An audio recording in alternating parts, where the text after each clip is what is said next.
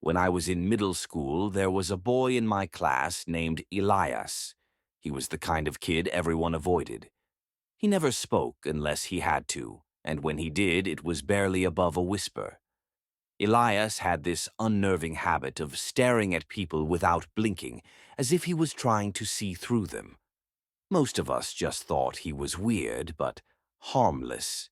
One thing everyone knew about Elias was his obsession with his notebook.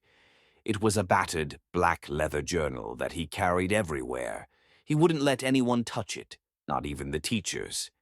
If someone got too close to it, he'd freak out, screaming, shaking, sometimes even crying. It was bizarre, but kids being kids, we'd joke about it. One day, my friends and I stayed late after school to work on a group project.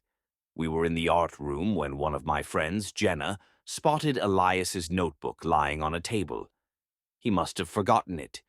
Jenna, being curious, couldn't resist. She grabbed it, laughing, and said, "Let's see what's so special about this thing." The moment she opened the notebook, the lights in the room flickered. We all froze, staring at her. Jenna's face went pale as she read the first page. Without saying a word, she slammed the notebook shut and threw it back on the table. "What did it say?" I asked. Jenna didn't answer. She just grabbed her stuff and ran out of the room.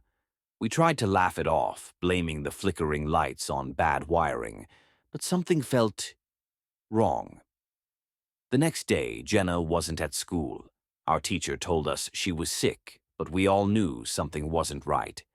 At lunch, I saw Elias sitting alone as usual, but this time he was smiling. Not a normal smile, though, more like he knew something we didn't. That night, I woke up to the sound of scratching at my bedroom window. I live on the second floor, so it couldn't have been an animal. I sat up in bed, heart pounding, and listened. The scratching stopped, but then I heard something even worse. A soft whisper calling my name. I didn't sleep the rest of the night. The next day, Jenna still wasn't at school.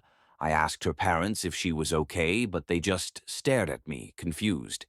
They said Jenna had never come home 2 nights ago.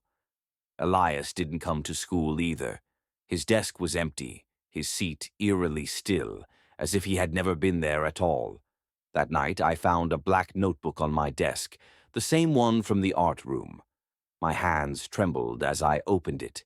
The first page was blank, but on the second page, in dark, jagged handwriting, were the words, "You're next."